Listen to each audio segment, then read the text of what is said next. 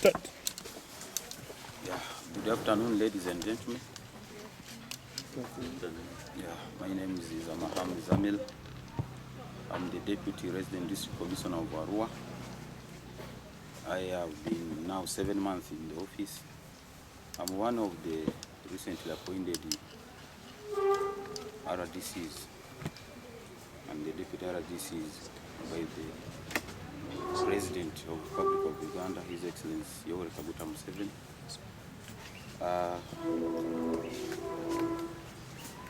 Why we are here is to give you a few issues in relation to my work in the office of the RDC. We have been doing this work for almost 7 months. There are a number of achievements I've made for the last 7 months. One of them is that when I came to this office, I had found youths were not using the office to know the government programs. But when the youth see that I am already in that office, several of them picked interest. They come to consult, to check the government programs, more especially about Emyooga, about PDM, about any government intervention that could benefit them. But what I realized is that people were not sensitized about the government programs. The sensitization was not enough. Even others come, when you talk about Emyooga, they don't know anything. And yet Emyooga has taken more than 2 years now, meaning that there is still need to sensitize the community about the government programs. And we need to request all the leaders at any level, in any institution attached to the government, to go on social media, to go on radio talk shows, to go on community functions, at least to sensitize the public about the government programs. Because if people are not aware about the government programs, there is no way they can benefit out of them. So I have achieved a lot because I try to talk to a few youths who have been coming to my office. They have impressed some of the programs. They have started working with the relevant authorities and the stakeholders of the programs.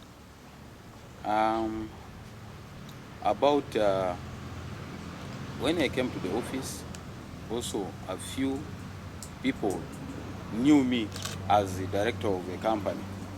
I had recruited close to 56 staffs from 2015 up to around 2021.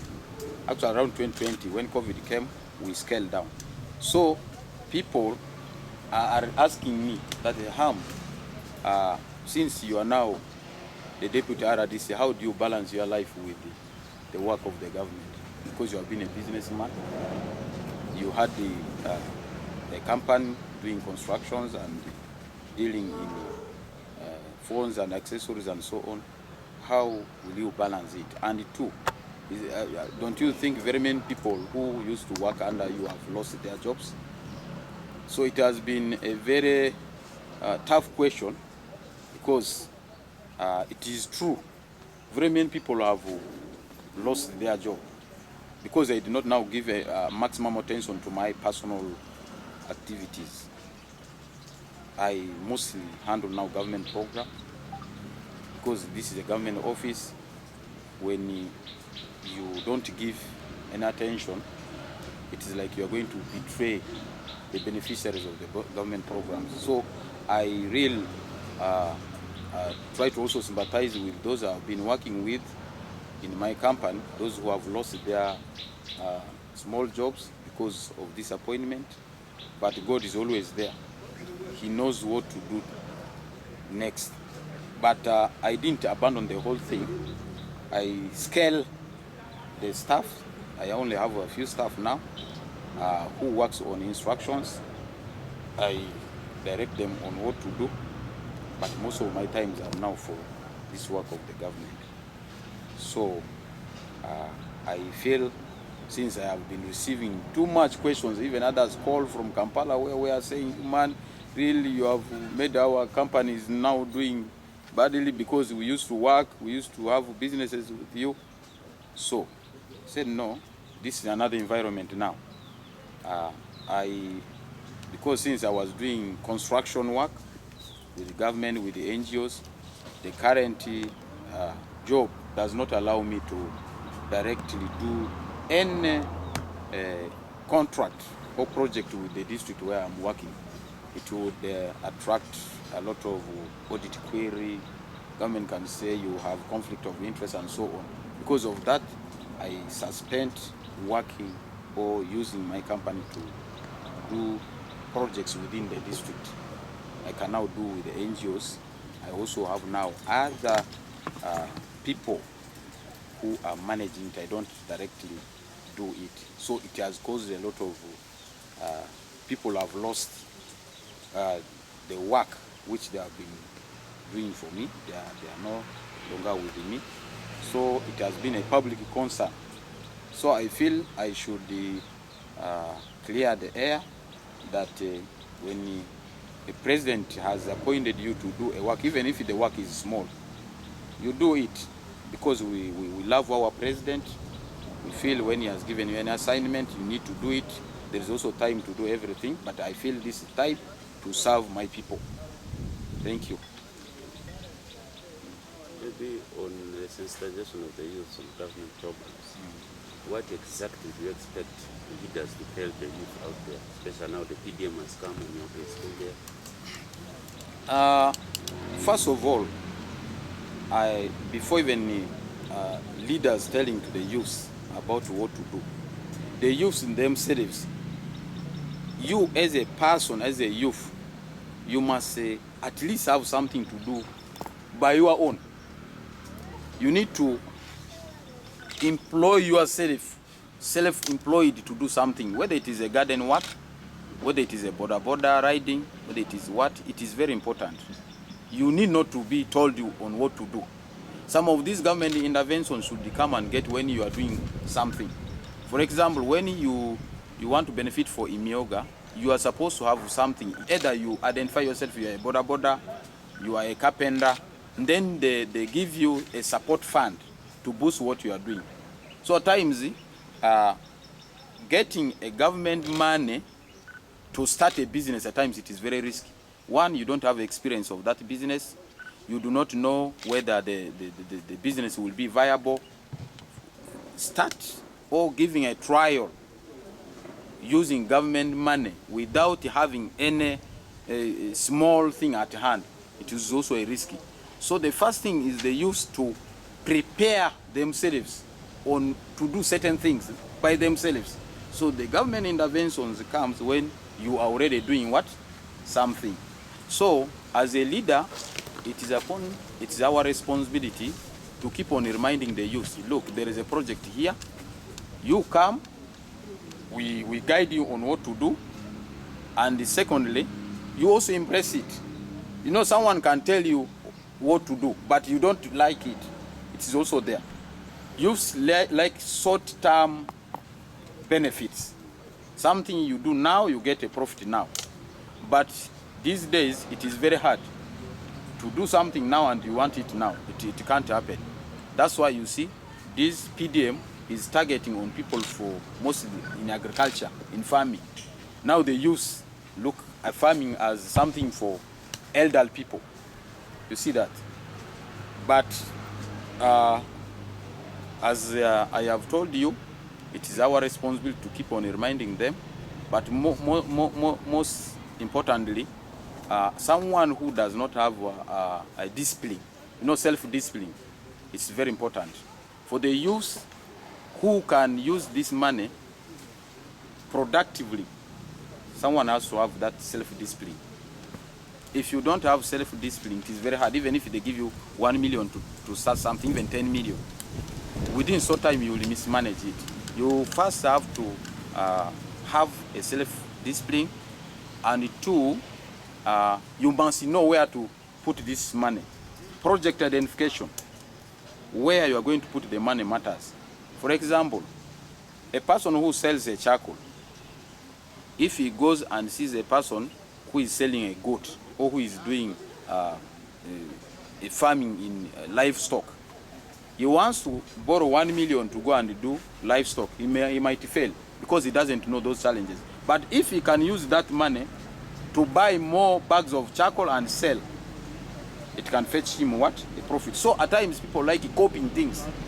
The youth like copying. You see someone is riding a boda, you don't know how he started it. You will just say that I need money for buying what? A motorcycle. It is a very risky thing to just jump into businesses. So we are advising the youth to embrace government program, to love the initiatives of the programs.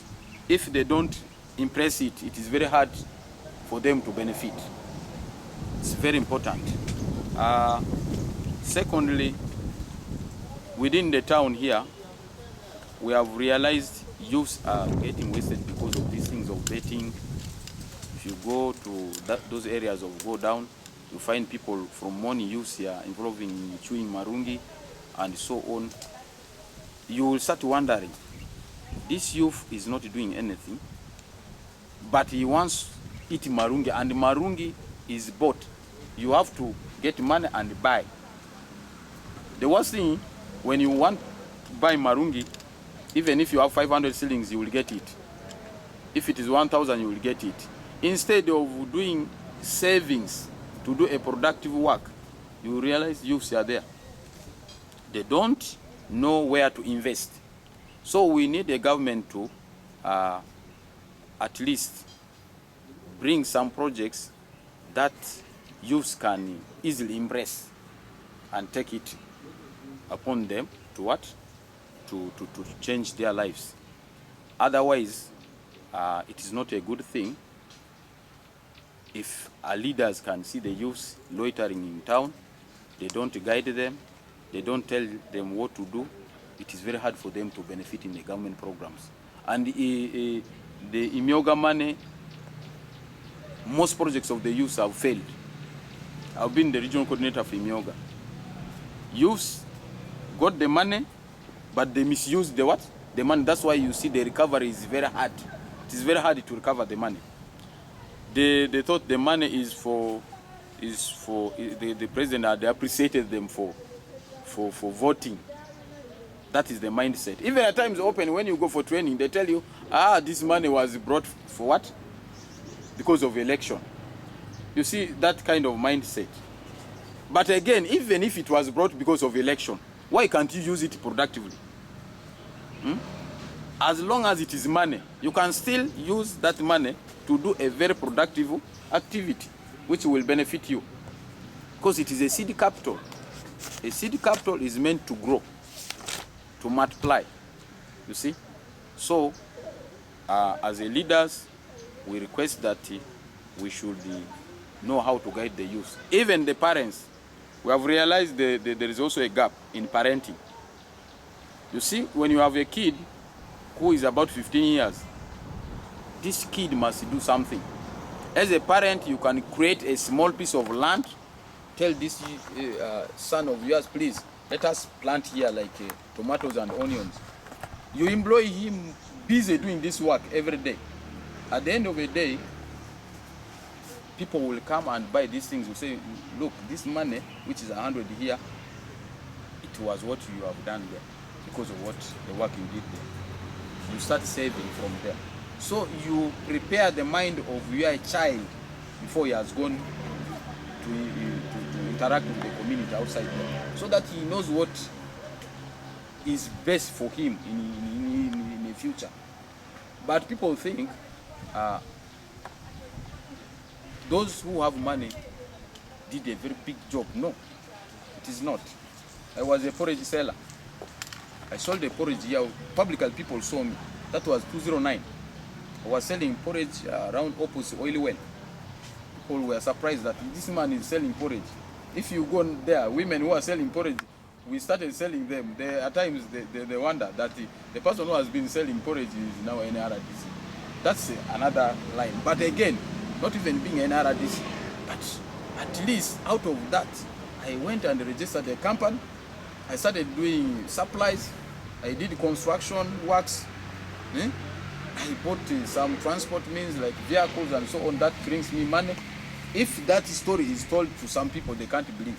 But those who saw me knew that this man has been a porridge seller.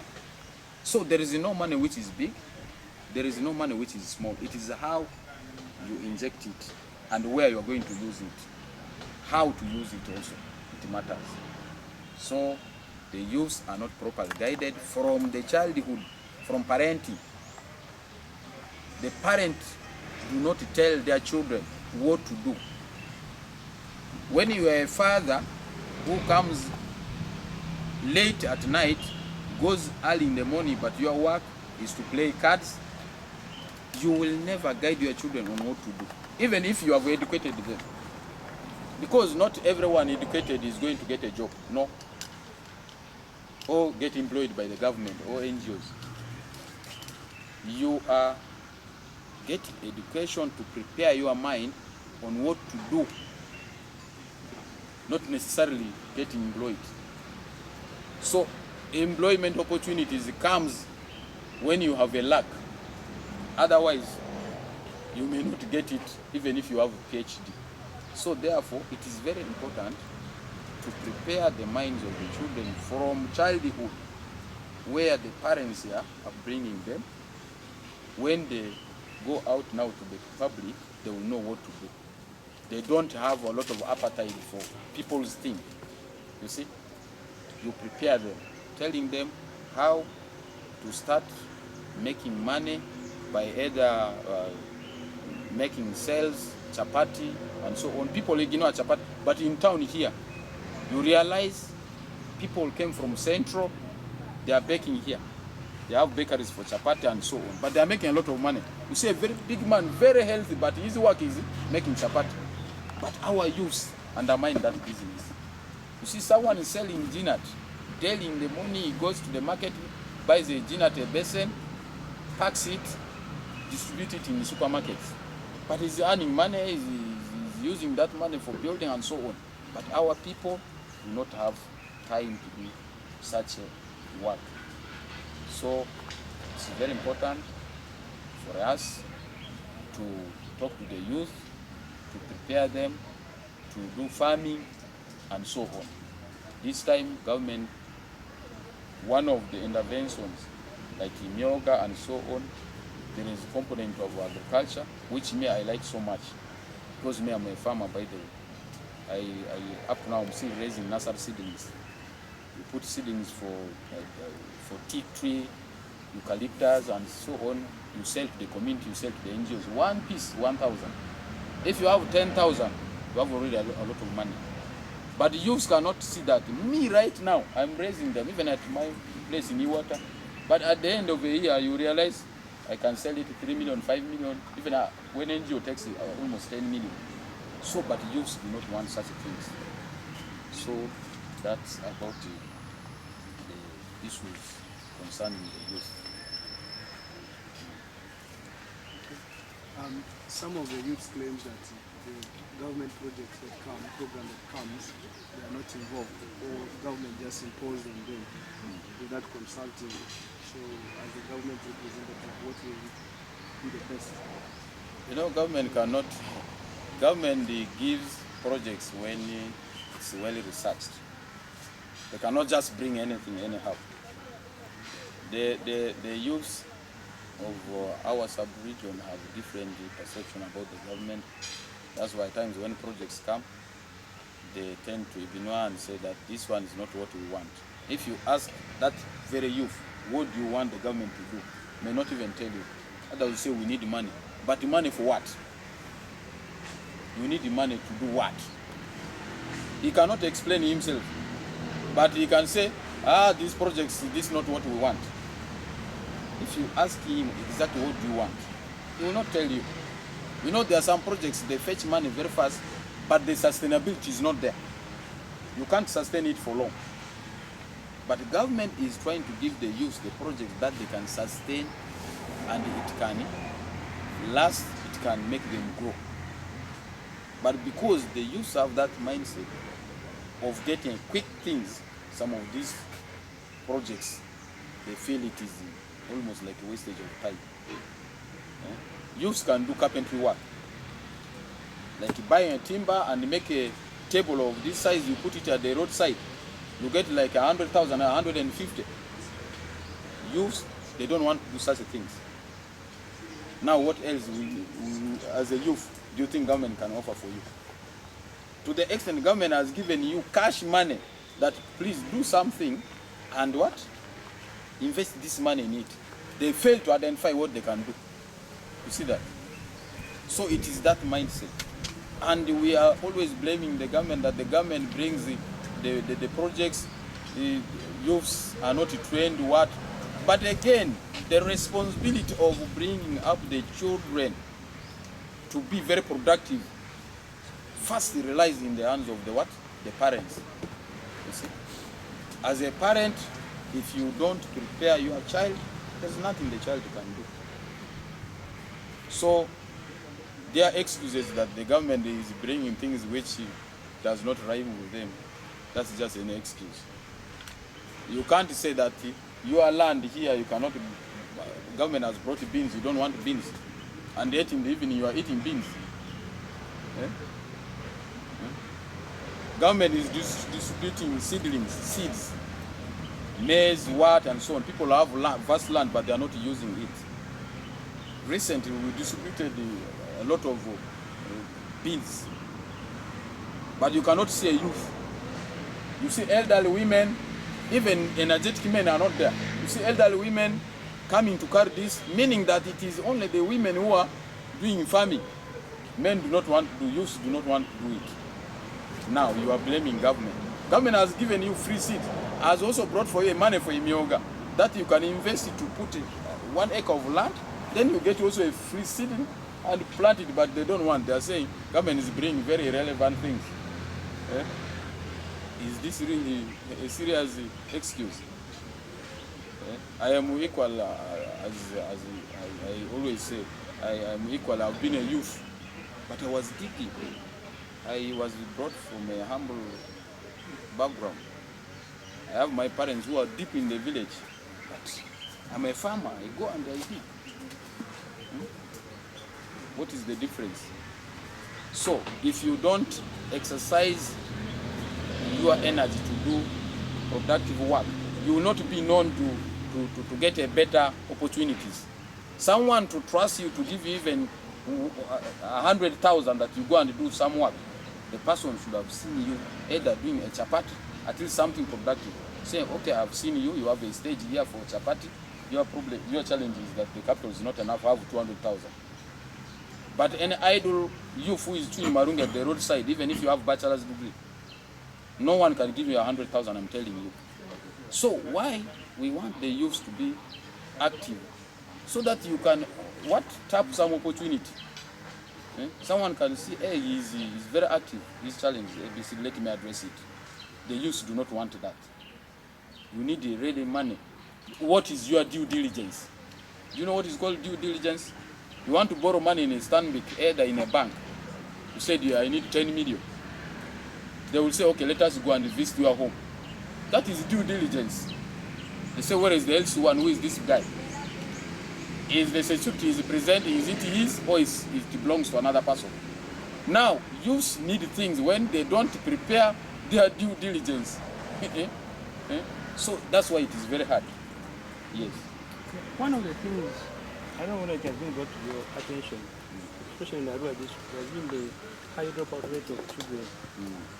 Because now kids are soon going to sit for PLE, and the number of girls, especially in schools down, is very worrying. I don't know whether you are concerned about that issue. What are you doing about it? You see, this is common. Everywhere people are complaining that the number of children in schools have reduced. There are more than 2, 3, 4 reasons. One of them is that when Corona broke in, some of the youth who were in P6 stayed at home for almost 2 years. A girl looks at herself she looks too big and decides to say that I cannot go back to school. Just like that. A difference of 2 years for a girl